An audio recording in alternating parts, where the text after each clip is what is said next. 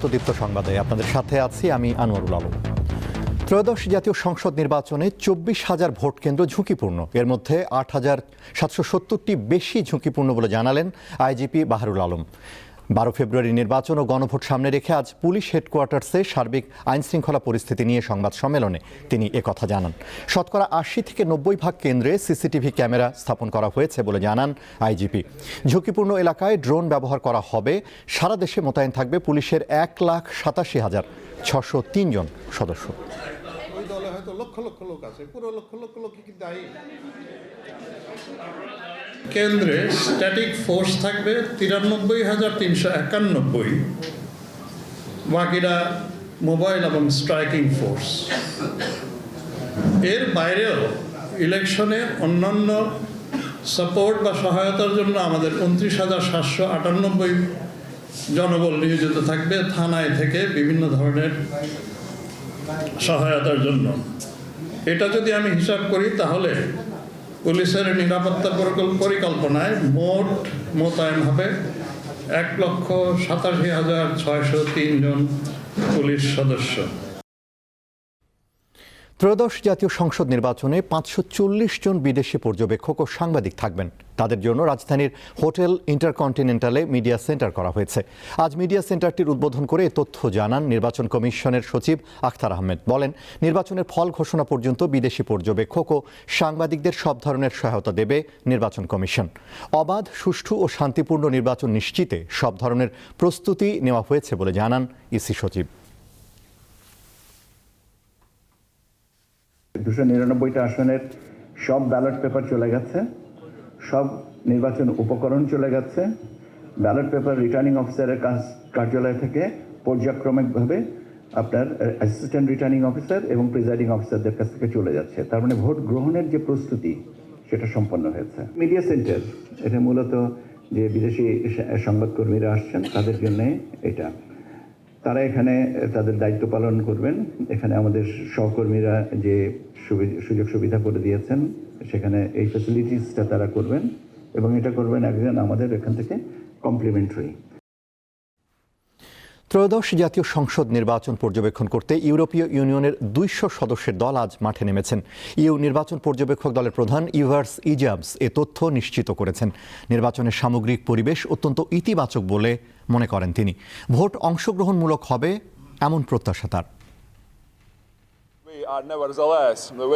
ত্রয়োদশ জাতীয় সংসদ নির্বাচন পর্যবেক্ষণে মঙ্গলবার ইউরোপীয় ইউনিয়নের পক্ষে আন্তর্জাতিক পর্যবেক্ষকরা মাঠে নেমেছেন। তারা ১২ ফেব্রুয়ারি দেশের বিভিন্ন শহর, পৌর এলাকা ও গ্রামে ভোট গ্রহণ, ভোট গণনা ও ফলাফল ঘোষণা পর্যবেক্ষণ করবেন।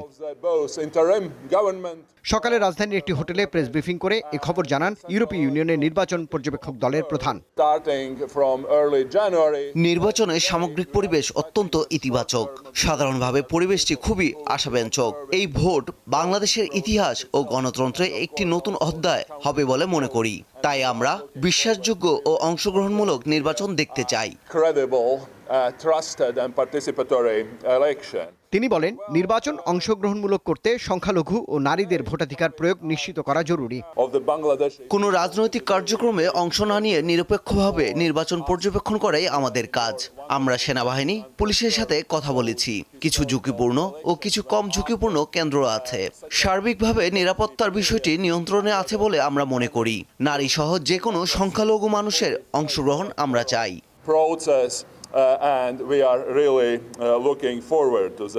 ইউরোপীয় ইউনিয়নের 27টি সদস্য রাষ্ট্রের পাশাপাশি কানাডা, নরওয়ে ও সুইজারল্যান্ড থেকেও নির্বাচন পর্যবেক্ষকরা এরই মধ্যে বাংলাদেশে এসেছেন। রুবায়েত হাসান, দীপ্ত সংবাদ, ঢাকা। ১২ ফেব্রুয়ারি ইলেকশন ইঞ্জিনিয়ারিংয়ের কোনো সুযোগ নেই বলে মনে করেন বিএনপি মহাসচিব মির্জা ফখরুল ইসলাম আলমগীর। সকালে ঠাকুরগাঁওয়ে নিজ বাসায় সংবাদ সম্মেলনে তিনি কথা বলেন। ত্রয়োদশ জাতীয় সংসদ নির্বাচন সুষ্ঠু ও নিরপেক্ষ হলে রাষ্ট্র সংস্কারের একটি বড় সুযোগ সৃষ্টি হবে বলে মনে করেন মির্জা ফখরুল। সরকারি কর্মকর্তা কর্মচারীরা নির্বাচনে তাদের দায়িত্ব যথাযথভাবে পালন করবেন বলে আশা করেন তিনি। গত ১৫ বছরে এই নির্বাচনে এত কারচুপি হয়েছে, এত ইঞ্জিনিয়ারিং হয়েছে যে একটা যে ভালো ইলেকশন হতে পারে এটাই অনেকে ভাবে না। মাথার মধ্যে সবসময় আপনার ওইটা কাজ করে যে বোধহয় কিছু হবে। তবে আমি এখন পর্যন্ত দেখেছি আপনার সামগ্রিকভাবে, তাতে করে আমার মনে হয় যে ইলেকশনটা ভালো হবে। আর ইঞ্জিনিয়ারিং এর ব্যাপারগুলো আমার মনে হয় না যে সেভাবে ইফেক্টিভলি আপনার কোনো ইনফ্লুয়েন্স করতে পারবে। ত্রয়োদশ জাতীয় সংসদ নির্বাচন ও গণভোট সামনে রেখে আজ থেকে বিভিন্ন শিল্পাঞ্চলের পোশাক কারখানায় ছুটি শুরু হয়েছে, ফলে অনেকে বাড়ি যাচ্ছেন। সকাল থেকে সাভারের হিমায়তপুর, আশুলিয়ার ২০ মাইল, নবীনগর, বাইপাইল সহ বিভিন্ন বাস স্ট্যান্ডে যাত্রীদের বাড়তি চাপ রয়েছে। যাত্রীদের অভিযোগ, যাত্রীর চাপ তৈরি হওয়ার কারণে পরিবহন শ্রমিকরা অতিরিক্ত ভাড়া আদায় করছেন। বাড়তি ভাড়া দাবি করায় ঘরমুখো মানুষ বাইপাইলে সড়ক অবরোধ করে। আইনশৃঙ্খলা বাহিনী তাদেরকে বুঝিয়ে সড়ক থেকে সরিয়ে দেয়। কিন্তু গাড়ির ভাড়া বেশি, গাড়িও পাওয়া যাচ্ছে, গাড়ি অনেক ভাড়া, বাচ্চা নিয়ে দাঁড়া আছি, তারপরে আনন্দ লাগতেছে ঈদের মতো। জামালপুরে ভাড়া হলো ৩০০ টাকা, আজ ভাড়া নিতেছে ১০০০ টাকা। এই ৭০০ টাকা কে দিবে? কোম্পানি আমাদেরকে বোনাস দিছে না সরকারি আমাদেরকে টাকা দিছে, যে আমরা ভোট দিবার যাইতেছে, আমাদের সরকারি টাকা দিছে, আমরা যত ভাড়া তত আমরা দিয়া চলে যাবো। মনে করেন বাস আছে ২০,০০০ আর ২০ কোটি মানুষ আমরা এই ভোগান্তরি, এটা যেন আমাদের কোনোদিন নয়। এই সোনার বাংলা করতে চাই আমরা। বিশ্বের সবচেয়ে দুর্নীতিগ্রস্ত দেশের তালিকায় বাংলাদেশের অবস্থান ১৩তম। আজ এমনটাই জানিয়েছে ট্রান্সপারেন্সি ইন্টারন্যাশনাল বাংলাদেশ, টিআইবি। ১৮২টি দেশের মধ্যে ১০০-এর স্কেলে বাংলাদেশের স্কোর ২৪, যা বৈশ্বিক গড় স্কোরের চেয়ে অনেক নিচে। অবশ্য গত বছরের চেয়ে এবার বাংলাদেশের ১ পয়েন্ট উন্নতি হয়েছে। সকালে রাজধানীতে সংবাদ সম্মেলনে দুর্নীতির ধারণা সূচক সিপিআই ২০২৫ প্রকাশ করে টিআইবি। আমাদের স্কোর ১ পয়েন্ট গতবারের তুলনায় ১ পয়েন্ট বেশি, এবং তবে র্যাঙ্কিংয়ের দিক থেকে, নিচের দিক থেকে র্যাঙ্কিং এক স্টেপ নিচে। যেটার যে বার্তাটা দিচ্ছে এই সূচক, সেটা হচ্ছে যে একটা আমাদের যে কর্তৃত্ববাদ প্রতিরোধ বিরোধী যে জুলাই আন্দোলন, সেটির একটা ইতিবাচক মূল্যায়ন এবং বিশ্লেষণ হয়েছে এই সূচকের মাধ্যমে, যার ফলে ইমিডিয়েট ইমপ্লিকেশন যারা সূচকের তথ্য দিয়েছে তারা ভেবেছে বাংলাদেশে একটা পরিবর্তনের সুযোগ হয়েছে।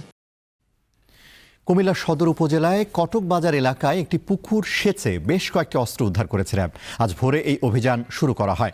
উদ্ধার করা অস্ত্রের মধ্যে রয়েছে ৩টি পিস্তল, একটি রিভলভার, 2টি ওয়ান শুটার গান এবং বেশ কয়েকটি দা, ছুরি ও চাইনিজ কুড়াল। র্যাবের Comilla company commander major Sadman Ibne Alam এ তথ্য নিশ্চিত করেন। ১২ ফেব্রুয়ারি নির্বাচনে নাশকতার উদ্দেশ্যে এসব অস্ত্র জড়ো করা হয়েছিল বলে ধারণা করেন এই কর্মকর্তা।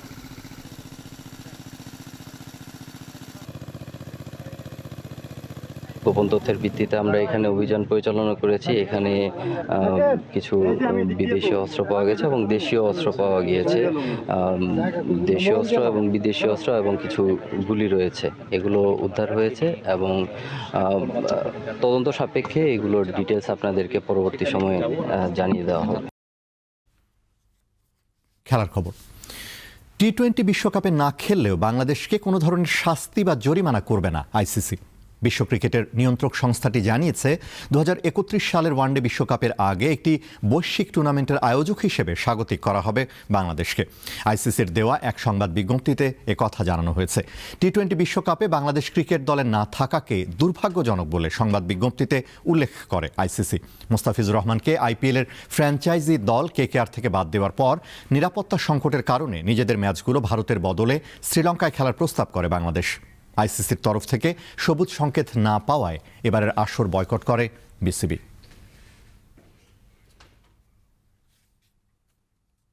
এদিকে টি-20 বিশ্বকাপে ভারতের বিপক্ষে খেলার সিদ্ধান্ত নিয়েছে পাকিস্তান। গ্রুপ পর্বের ম্যাচে ভারতের মুখোমুখি হওয়ার কথা ছিল পাকিস্তানের।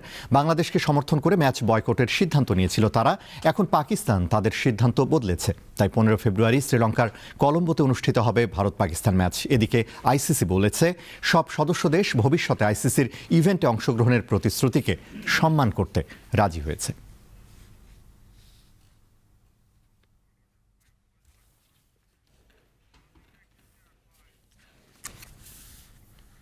এই ছিল এখনকার মতো। আমাদের পরবর্তী দীপ্ত সংবাদ বিকেল 5টায় দেখার আমন্ত্রণ। এছাড়া আরও তথ্য ও বিনোদনের খবর পেতে যুক্ত থাকুন দীপ্তর ডিজিটাল প্ল্যাটফর্মগুলোতে। ধন্যবাদ।